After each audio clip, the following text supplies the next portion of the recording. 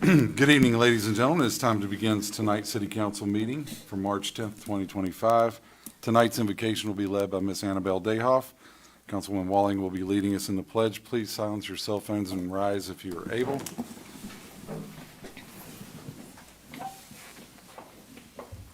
Our loving Heavenly Father, we come to you tonight just honoring the dreams you have for the city of Huntington.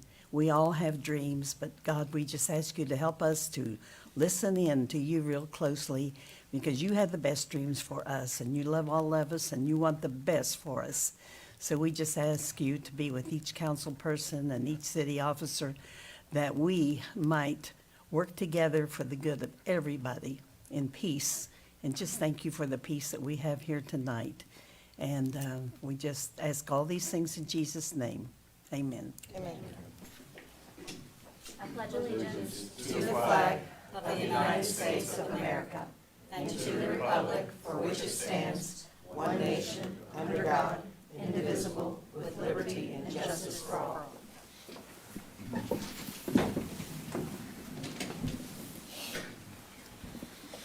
Ms. Miller, can you please call the roll? Yes, sir. Mr. Archer, Present. Mr. Arthur, Present. Ms. Blau, Present. Ms. Hawley, Present. Ms. Johnson, Here. Ms. Lehman, Here. Ms. Mount, Here. Ms. Rumbaugh, Here. Mr. Shockley, Here. Mr. Sweeney, Here. Ms. Walling. Present. Thank you. We do have a quorum. Item number 3 is a synopsis of the last meeting. Move to adopt. Second. I have a motion and a second. All those in favor signify by saying aye. Aye. Opposed? And the synopsis is approved. Item number 4 is reports of the mayor. Mayor Farrell, good evening. Good evening, Mr. Chair. How are you? Good. Hello, everyone. Hello. Hello. So 9 days ago, we met for 3 hours on a Saturday so I could answer questions for you about next year's city budget. I'm proud of that budget because it does exactly what I told you I would do. Spend the taxpayers' money on the city's most important priorities: safer streets, better roads, and real economic growth. I'm proud because we fought hard to align the budget's priorities with the city's priorities. I'm confident these are the right priorities because we've been listening to the people, our residents and businesses, and they consistently tell us what they think we should be doing. What we've heard most often is they want us to fight back against drug dealers, help the homeless people get off the streets, fill potholes and pave roads, mitigate floods, fix sidewalks and streetlights, tear down dilapidated houses, and help businesses grow in the city. You don't have to take my word for it. We have evidence now. Last week, we released the results of our business survey, where more than 100 responses from businesses came in, providing feedback on what the city is doing right and what we can do better. You can find that survey posted on our webpage. In the coming days, we'll share more evidence, as the feedback from the Neighborhood Association listening sessions has been consistent. Over the past month, my team and I have attended these meetings with many of you to gather input on improving the city. And I'm pleased to say that we've heard from hundreds of people. We are now reviewing all the responses and will publish the results as soon as they are ready. We have one more meeting to go in Guyandotte and Altizer this week.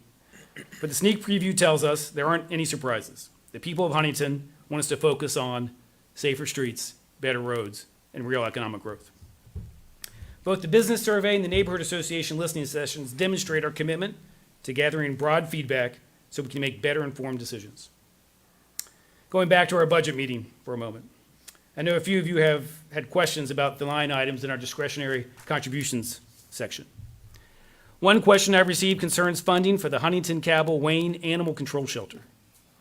To provide context on what's been typical, during the last administration's 12 years of approved budgets, 11 of them have been funded at $200,000 or less. And that includes the past 6 years during which it's operated as a no-kill shelter. The only exception to that funding level was last year, when the budget line was doubled from $200,000 to $400,000. However, last year's budget also significantly underfunded some critical categories. For instance, while the animal shelter budget increased by an extra $200,000, the budget also underfunded city workers' health insurance premiums by $2.1 million. We no longer have the luxury of excess federal funds. So this year, as I've said many times, we're going to focus on our top priorities and do our best to serve the primary needs of the city. That includes the animal shelter. I love animals. I support the great work being done by the shelter staff, and I understand the improvements that have been made by Courtney Cross's leadership. And while it's technically accurate to say that we are budgeting half as much this year, it is intellectually dishonest to not also acknowledge that I'm simply returning the city's portion of the animal shelter budget to 2024 levels, a level that was the same or lower in 11 of the last 12 years. Suffice it to say that as one of the 3 members of the board of directors, I have a responsibility to help the shelter succeed, and I will do my very best to ensure that they have the resources they need to fulfill their mission. The second question a couple of you asked me about concerns funding for microgrants. As you know, this money also comes from the discretionary contributions section of the budget. It was started to give city council members the ability to distribute money to a variety of hand-picked charities. As I explained when we were last together talking about the budget, the contributions category is being reduced from $3.8 million to $2.8 million. And we are ensuring that 100% of that money is spent on the city's priorities. What I didn't mention then, because honestly I hadn't considered it, is that we're going to use the same process for microgrants still budgeted for the remaining 4 months of this year. We're doing this because I want every dollar we spend to go through the same fair, open, and transparent process as all the other city contributions. We're doing it now because I don't think that we need to wait for the new fiscal year to practice fiscal transparency. Any organization, including those supported by city council members, can apply. Our residents deserve a city that focuses its spending on what matters most to them, and that is exactly what we're going to do. Because transparency is important to everyone here and to all the taxpayers, I will not only provide information on the future contributions, but I will also do my very best to post prior contributions so that everyone is aware of the generous funding the city has been providing. When you see the list, you'll recognize all of your favorite charities, the churches, museums, youth sports, and so much more. And nothing would make me happier than to have millions of dollars of COVID-era funds available to distribute to my own favorite charities. But we don't have that money anymore, so we're not going to be able to do that. What we will do is allocate the funds we have based on today's priorities: improving public safety, building infrastructure, and growing the economy. Whether you agree or disagree with my approach to managing the budget, we will continue to listen to the people, just as we have been since I took office. I encourage everyone listening and all the residents of Huntington to let your voice be heard. You can contact my office anytime by calling 304-696-5540 or emailing me at mayorfarrell@huntingtonwv.gov. You can also share your thoughts with City Council. Right? They've all posted ways to get in touch with them. You can attend these City Council meetings, and there's an upcoming public hearing specifically on the budget on March 20th at 5 p.m. Participatory government means getting involved, so I implore you all, please come down and let your voice be heard. Thank you, Mr. Chair. Thank you, sir.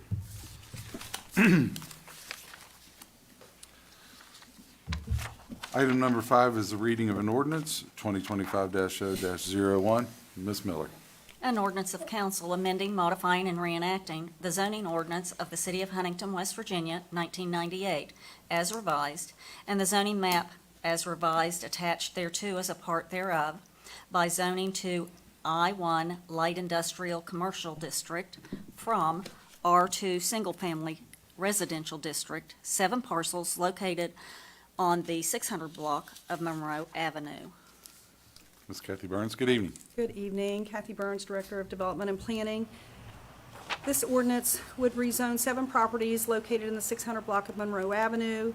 These properties are currently zoned R2 Single Family Residential, and they are recommended to be rezoned to an I-1 Light Industrial Commercial. The petitioner is Quantum Properties, doing business as Richwood Industries.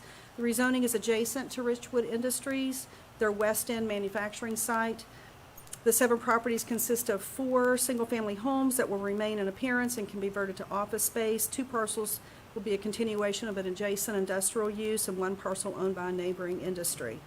Attached for your review is a map highlighting the areas proposed for rezoning. The rezoning aligns with how the properties are currently being used as considered a minor boundary adjustment. The rezoning aligns also with our comprehensive plan 2035 and is recommended in our future land map classified these properties as an I-1. The Planning Commission met on February the 3rd, voted to forward this petition with a favorable recommendation with a unanimous vote. I'm happy to answer any questions. Any questions for Ms. Burns? Thank you. All right, we'll move it to a second reading.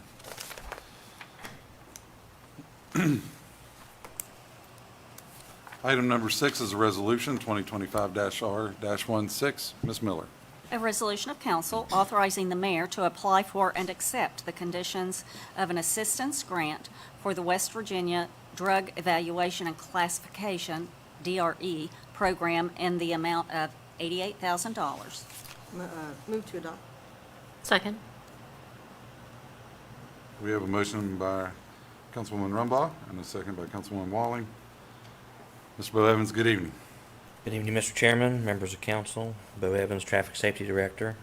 Before you is a resolution for a grant application and acceptance of a grant from the Commission on Drunk Driving Prevention, or CDP.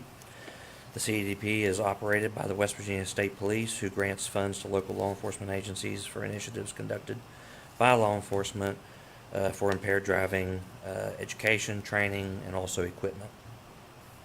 Our drug evaluation and classification program is housed here with our Huntington Regional Highway Safety Office, and we are seeking the funding for the purchase of one 2025 Ford Police Interceptor vehicle, including all of the equipment to outfit the vehicle for use by the current West Virginia DRE program coordinator.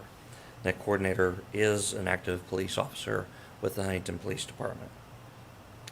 The vehicle purchase would be replacing an already existing Ford Interceptor vehicle purchased roughly 10 years ago through the Highway Safety Office. Due to the excessive amount of travel this individual has to do, this will allow this individual to use this vehicle for that and allow the current vehicle to be used by the Huntington Police Department for whatever they see fit. This funding is reimbursable from the CDP to the City of Huntington, and there are no matching funds required for the grant. Be happy to answer any questions you may have. Any questions for Mr. Evans? Anyone from the public on this item? Can I have a committee report, please? This went through Admin and Finance. The committee met and voted to send it to full council with a favorable recommendation. Thank you. All those in favor signify by saying aye. Aye. Opposed? And the resolution is approved. Item number 7 is a resolution 2025-R-17. Ms. Miller.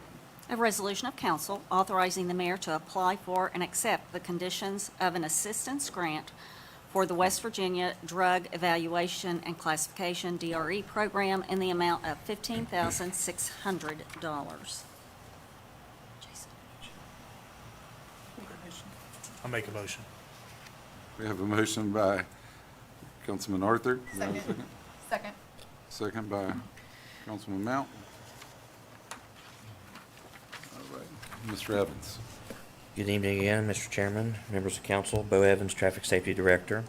This resolution is again from the CDDP, from the state police, who grants funds to local law enforcement agencies for initiatives conducted related to impaired driving, education, training, and equipment. The funding for this grant will go towards the DWI detection and standard field sobriety testing, or SFST, courses. This additional funding would allow for more trainings to be conducted, which are going to be held at the State Police Training Center in Dunbar.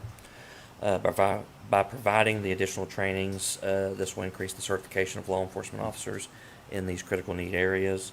The funding will cover lodging, per diems, instructor fees, as many of these officers will be providing the training on their days off from their own departments. This funding is reimbursable from the CEDP to the City of Huntington, and there are no matching funds required for this grant. Be happy to answer any questions you may have. Any questions for Mr. Evans? Anyone from the public on this item? Ms. Walling, committee report? The Administration and Finance Committee met and voted to forward this to full council with a favorable recommendation. Thank you, ma'am. All those in favor signify by saying aye. Aye. Opposed? And the resolution is approved.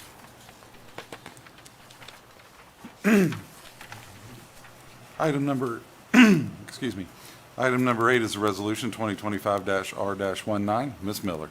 A resolution of council authorizing the mayor to enter into a contract to furnish labor and materials for the partial roof replacement at the Public Works Complex. Move to adopt.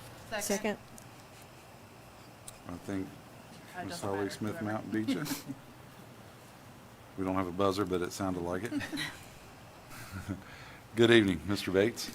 Mr. Chairman and members, good evening. Mark Bates, Public Works Director. The Purchasing Division issued a bid for the partial roof replacement at the Public Works Complex and Municipal Garage Complex on January 1st, 2025, with all bids due by February 12th, 2025. The city received 4 bids for the work. Par Roofing Company of Huntington bid $56,400. Thoroughbred Construction Group of Ashland, Kentucky bid $46,891.12. Tri-State Roofing and Sheet Metal Company of Charleston bid $65,402. And Fairfax Inc. of Chesapeake, Ohio bid $59,000. We are recommending to enter into a contract with Thoroughbred Construction Company of Ashland, Kentucky for the work. The expense for this contract will come from the issuance of bonds previously approved by City Council, and those will be repaid with funds appropriated within the Public Works General Fund budget. I'd be happy to answer any questions you might have. Any questions for Mark Bates? Thank you. Anyone from the public? This also went through Administration and Finance. Yep, the committee met and voted to forward it to full council with a favorable recommendation. Thank you, ma'am. All those in favor signify by saying aye. Aye. Opposed? And the resolution is approved. Item number 9 is a resolution 2025-R-21. Ms. Miller. A resolution of council authorizing the mayor to enter into a contract for the painting, marking, purchase, and installation of all emergency equipment for 2 marked patrol vehicles for the Huntington Police Department. Motion to adopt. Second. Second. I think Ally got the second there.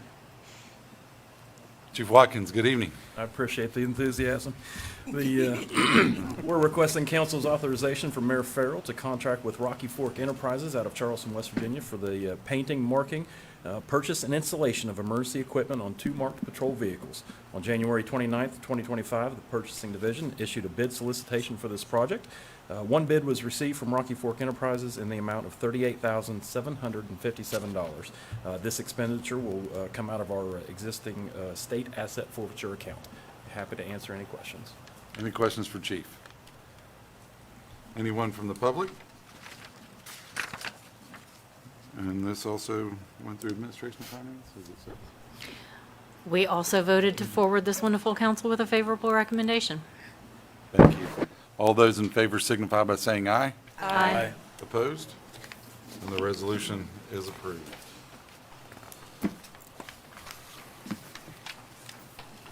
Role reversal, I used to give a lot of those to you. All right, and that brings us to item number 10, good and welfare. First one on the list is Mr. Jack, District 2.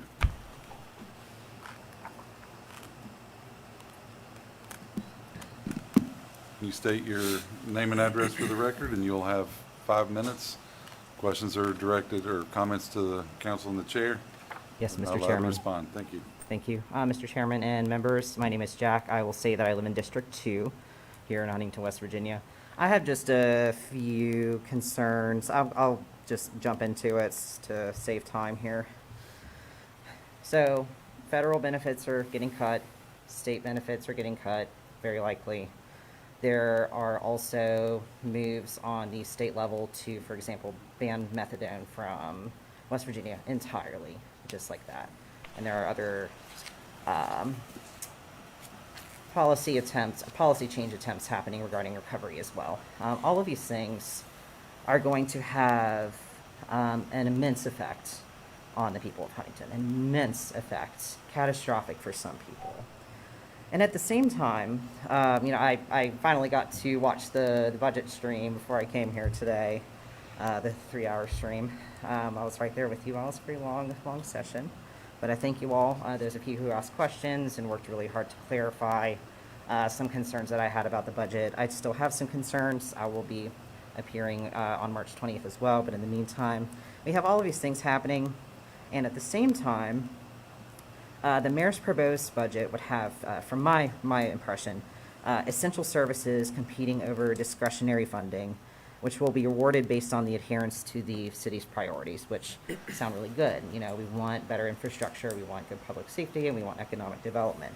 And that sounds great until we note the wider emphasis on reaching these priorities through the police and through the force. That seems to be the wider messaging that I've gotten regarding public safety around like homelessness and substance use disorder. It seems very punitive and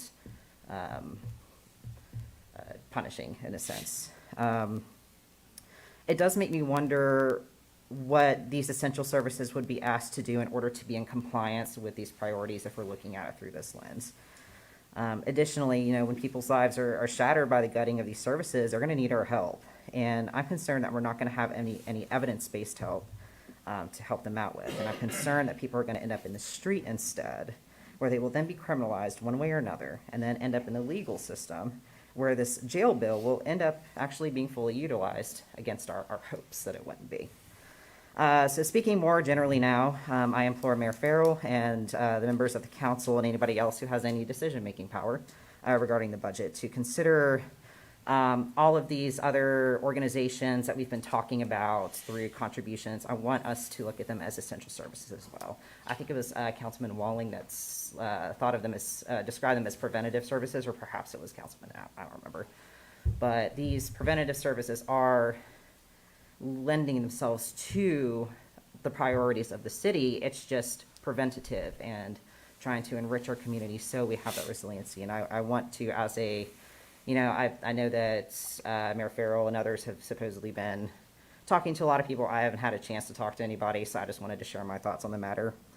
I'm really glad that we're getting some condemned structures demolished. I hope that we can rezone those into like multifamily housing units so that we can get more housing for people. And that's actually my first concern. My second concern is very quick. Chris Miller was appointed to the TTA board. He's a car dealership guy. I don't know. That just seems like a conflict of interest to me. So I just wanted to throw that out there. I don't know what else to say on the matter, but used car dealership dude on a TTA board, public transportation. 1 minute. That's, I don't know. I just want to put a bug in your all's ear about that and see what you all thought. So, and also, yeah, the landfill thing, Guy and Dot, that was talked about during the budget session. If that's an environmental concern, I would like us to start a conversation about how we can properly enclose that space so that we're not like poisoning our citizens. That would be great. So thank you all for taking the time to listen to me this evening, and that's all I have. Jack, thank you very much. Yep, thank you all. Next, we have Lenny.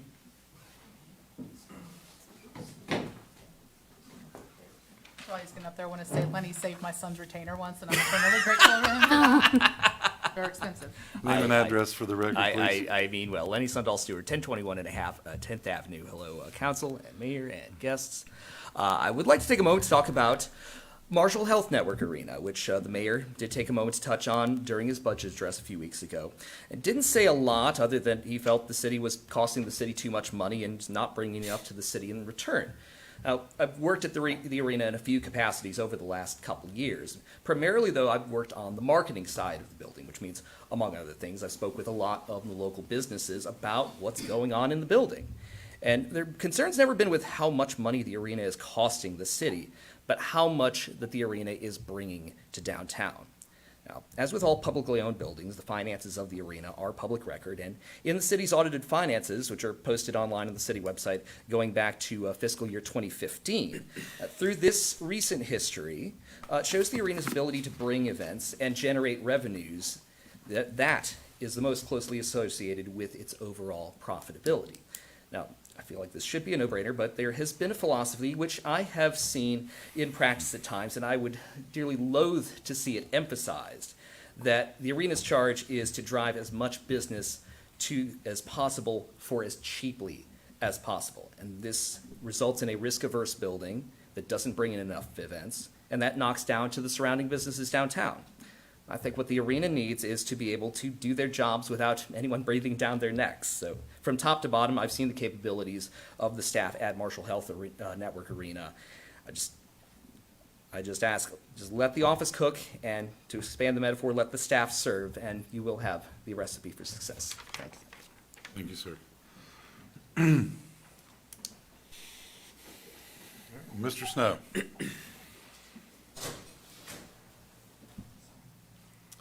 Good evening. Name and address for the record, please. Reverend Oliver Snow, Westview Avenue. Hi, Rob. I promised you I would be back, and I am. After the last city council meeting, I sent each of you emails regarding the relocation of the homeless shelter. Only 3 of you responded. The rest of you chose to ignore me. I am here yet again to ask where the proposed location for this homeless shelter is, as several of the city council members who did respond to me seem to be a bit out of the loop on this. And I would like to ensure that this is not a project that the mayor has decided to relocate, when really he means he wants to cancel the project and then criminalize the people he has chosen to deny shelter to. If a location has not yet been decided upon, I would like to know which council members support this decision by the mayor, and which among those who support this decision would like to volunteer their district to be the new location. After all, if the plan is relocation, one of you will have to offer your district up. And I think it is absolutely the responsibility of those who support this relocation to offer up their district, since they are the ones inconveniencing both the homeless population and those who work with them in the first place.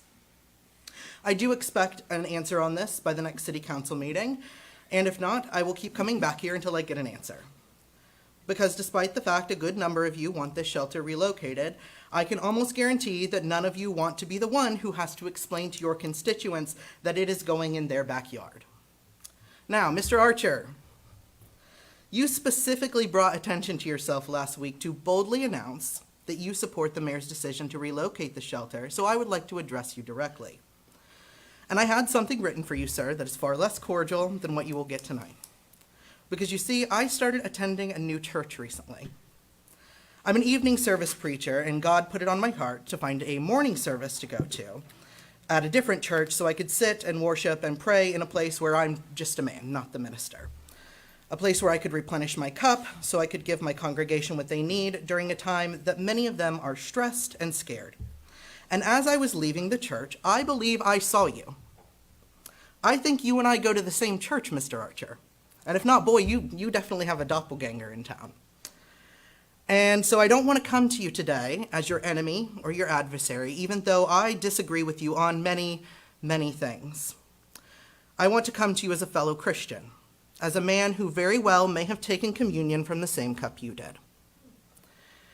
And I know you can't answer during this hearing, but I want you to go home and think about what I'm about to ask you. What is compelling you to agree with the mayor's decision on this? Because I can tell you why I'm here. I'm here because my faith compels me to be here. Because if I did not come here and do what I believed God wants me to do, I would not be able to sleep at night. Trust me, I would much rather be watching Deep Space Nine with my beautiful wife right now, but I am here. You're at your 5-minute mark, Mr. Smith. All right. Thank you. Thank you.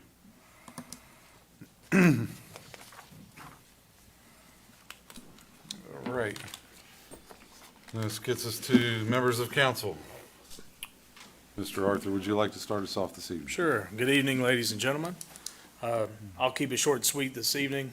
First and foremost, I want to say an outstanding job by our police force and our firefighters this past week. Great job on everything you're doing. Phenomenal job by our public works, keeping up with all the things that are going on with the weather changes and keeping up with all the tasks at hand. And I also wanted to say thank you to the mayor for your transparency on everything that you're doing from the beginning to now. Thank you. Ms. Mount. Yeah, somehow I have made it 5 years of doing this, and I've never been here on the night of one of my kids' birthdays, and today that luck ran out. So I want to wish my son a happy 10th birthday. He is, apparently there's this thing called a golden birthday. He's 10 on the 10th. It's a big deal. It's a big deal. He's 2 hands, double digits. He's at basketball practice, I think, right now. Maybe he might be home, but Leo, brush your teeth and get ready for bed. He's a very special little boy, and he was so excited about his birthday, but you know, it sometimes happens when you're a working mom that you are not at home when you want to be, but it's okay. His favorite restaurant that he wanted to eat at was closed tonight, so I dodged a bullet. But happy birthday to Leo. Mr. Archer. This past weekend, the Huntington High School, the City of Huntington, and Marshall Health Arena hosted the West Virginia High School State Wrestling Championships for 3 days. I want to just thank all the citizens, restaurants, hotels, and especially the Marshall Health Network Arena for making everyone feel welcome. The wrestling community can be a tumultuous group sometimes, but they were very welcoming, very congratulatory of everything in our city. So it's nice to see this restaurants full, hotels full, and also everybody downtown during this time. So the Huntington City pulled it off again and did a wonderful job. So I just want to say thanks. Ms. Lehman. Yes, as it is Women's History Month, I would encourage everyone to go down on 3rd and 4th Avenue to see all of our wonderful women that are displayed through the banners. Click on the QR code and read their stories, as women have made large contributions to our city of Huntington, and thank all the women. And I still can't believe that I'm among such a powerful group of individuals. I would also like to say that if you have the opportunity to visit Full Circle Ceramics and Goods, Scott and Noel are doing a fundraiser and supply drive for the Huntington Cabell Wayne Animal Shelter. And as a dog mom, I would love for us to support our local fur babies. And just encourage folks to come out to our public hearing that we have March 20th. We work for you, and so you know, people coming out and expressing their likes and dislikes on the budget. We are going to be the ones to make the decision. This is the city's budget. It's our responsibility to do so. So I would encourage everyone to come out, let their voice be heard. I've received probably the most emails and phone calls in the last 2 years. So I would encourage that to keep coming and keep sharing your voices. Yep, Vice Chair Sweeney. I'd like to say the weather this week is supposed to be absolutely gorgeous. Please get outside and enjoy it. I hope it's not a false spring. Secondly, I'd like to wish my wife a happy 29th wedding anniversary Wednesday. So Michelle, happy anniversary. Ms. Stacey Jo Holly. This Wednesday, March the 12th at 6:30, Mayor Farrell, like he was talking about in his opening his regards, he'll be hosting a public safety listening session at the VFW in Guyandotte. And I would encourage everybody, if you're listening, everybody in Guyandotte and Altizer to please come. There will be city officials there to answer any questions that you have. The whole point is to find out what public safety means to you and what public safety looks like in your community. And we don't know what that is unless you tell us, because every community up here is different. So we need as many people as we can to please come to the VFW. And let Mayor Farrell answer all of your questions. Ms. Linda Blau. I have nothing at this time. Ms. Teresa Johnson. Dear, I will ask. Ms. Thea Rumball. You got anything?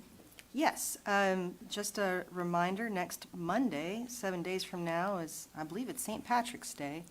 I used to have a friend, he actually, he used to call it amateur night. So this is my reminder, please don't go out and be amateurs. Celebrate your holiday responsibly. Please make our HPD's officers' jobs easier. Be safe and considerate of your neighbors, and of course, and just be safe for yourself. But enjoy your holiday. Let's see, and outside of that, I want to say when it comes to the homeless shelter downtown at the city mission, the LeBaron shelter, I'm the city council person who's going to raise their hand and say, I think that the city mission and their proposed low barrier shelter is exactly where it needs to be. It's in a mostly light industrial district. It's right next to the Huntington Police Department. Logistically, it makes a lot of sense for it to be there. And I don't see in our current budget any money for the moving or construction of a low barrier shelter in any other community in this fiscal year. So as much as we're all very concerned about the low barrier shelter moving, I don't see anything that outlines that it could move or that it would move under the current administration's promises or goals to move it. Until we see that in writing or statement, I don't know that there's any teeth behind Mayor Farrell's comments that it's going to be moved. And when talking to our other council folk, and I've talked to quite a few of them, none of them have said that they want it in their district either. But I'm very pleased with where the low barrier shelter is supposed to go. I think it just makes a lot logistical sense. I don't see why we would waste $800,000 to $1 million moving it to a different part of town where we've already started construction on it. And finally, there is another organization, Harmony House, which is located on 4th Avenue. A lot of people get the low barrier shelter and Harmony House confused, but that's an organization that in the past has said we have outgrown our space and we are looking for a new location and would be supposedly willing to work with the city to relocate their services. They're located on 4th Avenue, right across from City Hall. And they serve so many people, but they only have a capacity of like 25, I think is the interior capacity of their program. But they serve 125, 140 people a day. So those residents spill out into the street. And so we get a lot of complaints from people driving through like, oh gosh, why are all those homeless people sitting outside on the street? It's because they don't have anywhere to go. So I would encourage Mayor Farrell, as well as all of the public listening, to recognize that if we want to really move the homeless transient community issue from downtown, which is definitely the CBD district, which is 4th Avenue around the Harmony House area, and get them the expanded services and building and capacity that they need to continue to provide the excellent care that they do, that's the kind of mission that I think if Farrell would direct his attention to, then all of the community and all of Huntington would be behind that, not only the mission, like the organization itself, according to several of their board members. I think that the directed messaging to close the city mission, which it's been on the news, it's been in the paper, it seems really misguided. It seems like just overshooting the problem. And I'm rambling. So, but that's some of my thoughts on that, and I appreciate the residents coming forward and also sharing their opinions, and I hope that you'll keep doing it. It's just until we hear otherwise, I don't see any money behind the city mission low barrier shelter being closed and relocated anywhere. It's almost like it's a red herring, and I find that concerning. So I hope that we can, as a community, recognize the solution is not just to close down or talk about closing down something when it's a private organization and there's no money behind closing it down. It's all just talk, it's saber rattling, and I don't think it's really going to happen. And that's all I have to say about that. Councilwoman Walling. You all have heard me say over and over again that civility and professionalism are very, very important to me. And so I'm going to depart from my usual good and welfare trend of being almost toxically positive, because I think there's something that bears saying. After our budget hearing, someone from the public asked on the comment section of social media if the members of council read those comments, and many of us responded that we do, which is great, right? Because it gives the public a way to talk to us, even if they can't be here. And I was glad to see that, you know, lots and lots of people commented that they do in fact read those, and I appreciated that. We are never going to agree on everything. The public is never going to agree with us on everything. But what is not civil or not professional is to be a playground bully in the comments and to make comments about people's appearances or whether or not they're liked by their other council members. It is particularly disappointing when I see it come from family members of other people on council, because while I may disagree with you guys, you know, up here every day of the week, I mean, we're colleagues. And we're colleagues and we're friends. And it is just incredibly disappointing, you know, that first of all, that grown adults are acting like that on social media anyway. And I would stick up for you guys if somebody was talking like that, you know, appearance-wise, or nobody likes her. I mean, come on. Let's be adults. That's it. You sure? Because you're on a roll. I'm on a roll. I'm usually very, very positive. I think this is a time to talk about community events, but Yeah. it needs to be said. Yeah, and I will echo a little bit of what Councilwoman Walling said. There's times that we're not going to agree. That doesn't mean that I like you any less, because we have a difference of opinion. There are times when social media can be a great thing. There's times when it cannot be a good thing. So you want to weaponize social media and attack people, you know, it's not cool. You know, we put a lot of work and a lot of hours in up here. Again, whether we agree or disagree, everybody has their own idea of what's best for their district, best for this city, and we're all striving towards that goal. Now, again, you can have a difference of opinion, and it's okay. People can throw my name out there. It's okay. I can take it. All right? Again, that doesn't mean I like you any less. So with that, ladies and gentlemen, that'll be the end of our meeting. If I can get a motion to adjourn. So moved.